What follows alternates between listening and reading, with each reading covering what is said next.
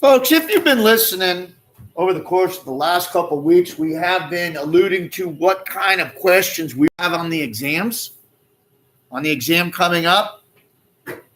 Looking at it, we really have 10 days of regular class left, including this one.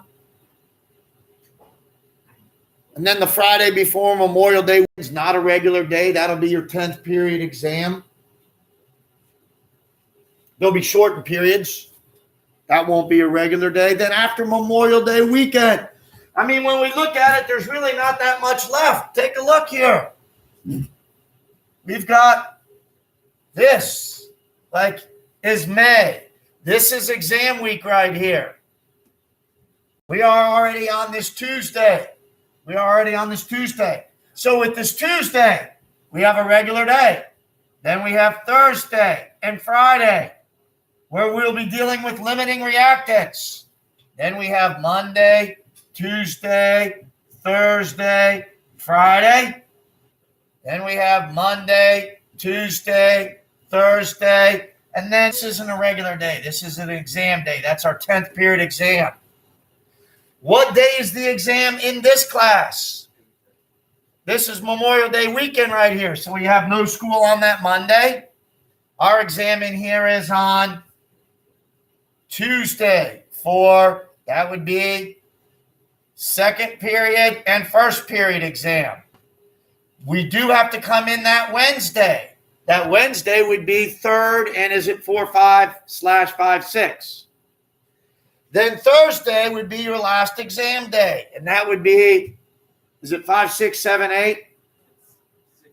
6, 7, 7, 8. Thank you. And then 9.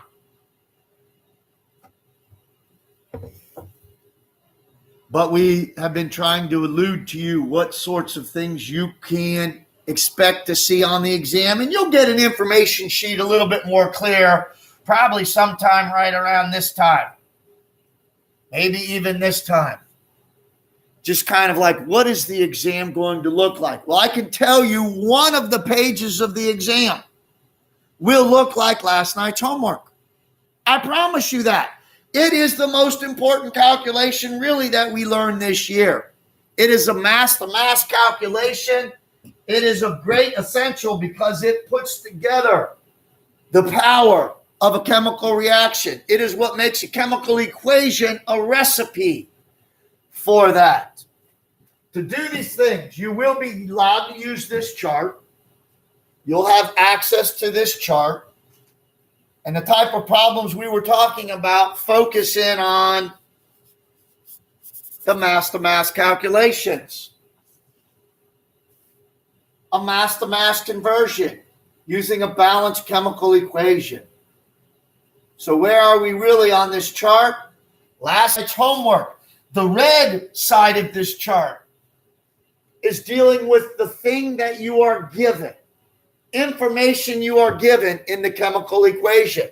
You can be given a volume, which is up here. You can be given the volume of something in a chemical equation, preferably at STP, because then all you would need to do is divide it by 22.4 to find out how many moles it is. You could be given a mass of something in a chemical equation. And you can also be given a quantity count, which is right down here in a chemical equation. You can be given moles. So you can be given a volume, a mass, a moles, and a quantity count of something in the chemical equation. And what can you find out? Anything you want to know about anything else in the chemical equation. If they give you one of these 4 things and you have the equation, you can use that equation to convert it from what you know to what you're trying to find out. You can convert it from what you know, moles. Moles, you've just got to convert it to moles of the thing that you know, and you can convert it to moles, a volume, a mass, or a quantity count of something else in the equation.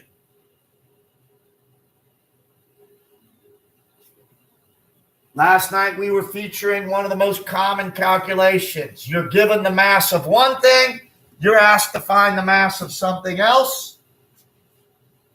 First, you convert it to moles. using this setup right here, dividing by the molar mass. Then you use the balanced chemical equation to convert it to the moles of what you're trying to find. And then you multiply by the molar mass to find the mass of the new thing. The setups are all right on this chart. If you get confused, this is really a reading test. They're going to give you a mass on these problems. There's your first conversion. Here's your second conversion. There's your third conversion. It is a three-step problem. Mass to moles. Chemical equation takes us moles to moles. And then we use the periodic table to convert it to mass. That's what we did last night. We need this one third, this one second, this one first. It is a 1, 2, 3-step problem. As we mentioned, the answer keys for these I did not want to post till this morning. For many students, it's just been too tempting. If I put the answer key, it's just too tempting to just start copying and pasting the answer key right on your homework and hit submit. So I did post it as promised at what time? Did anybody see what time? I promised I'd post it by when? Yeah, this morning before advisory, sometime around 7:15, somewhere in there. Let's take a look at the answer key to see if you have any questions on these problems. Here we go. Here's our very first problem.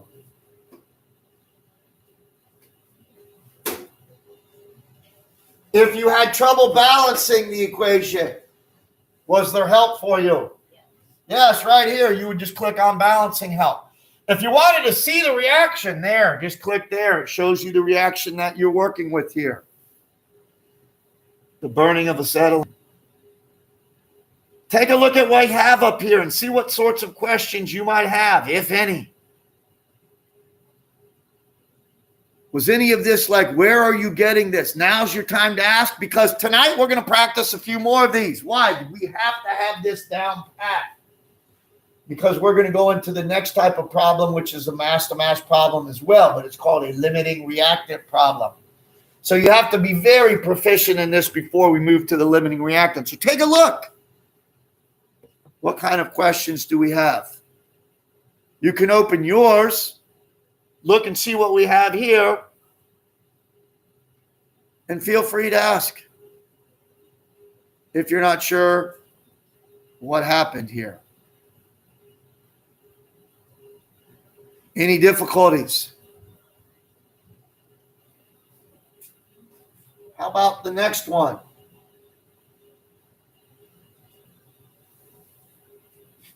Can you see it? Is this big enough that you can see it from your seat in the studio audience? Talk to me. What kind of questions do we have?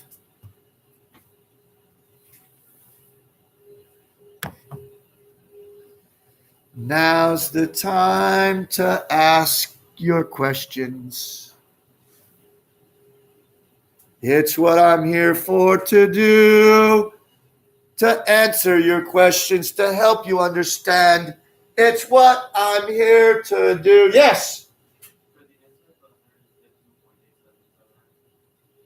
Well, we haven't spent a whole lot in this pandemic year on significant digits, but our given has 4 numbers in it. We don't have to worry about the decimal point. We just have to really look at how many numbers they're reported. This one actually has 5 numbers in it. These have as many as you want because it's exactly 4 and exactly 2 is our ratio. So we could write 4.00 infinite numbers of zeros. So these, when it's infinite numbers, we don't even have to worry about that. This has 4 numbers in it. Our answer's allowed 4 numbers in it. Does that make sense? That's just significant digits. We haven't spent a lot of time on that in this pandemic year. Some science teachers are very, very paying great attention to reporting your numbers to the correct number of significant digits or significant figures. This pandemic year, I say that I can't worry about that quite as much as maybe we would have in the past. How about this next problem? A chance to see the actual reactions involving metallurgy. Demonstration right there. You didn't have to watch the whole thing. Balancing help right there. What kind of questions do we have on number 3? Look over your work and see if you understand what's happening here. And if you don't, have a nice match and you're confused, please ask.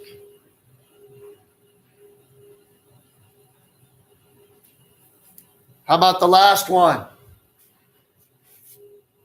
Are you comfortable doing these? How about the last one?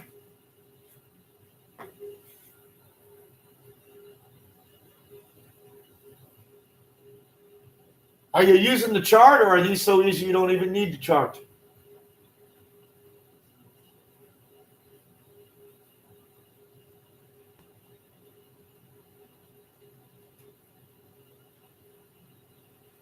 Well, if you are very comfortable with this and you are not having any issues, tonight we have 9-5.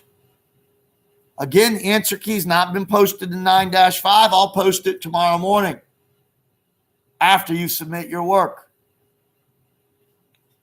There are help videos over the first and second problem on tonight's homework. So if you're struggling, there's a help video posted to help lead you through that problem.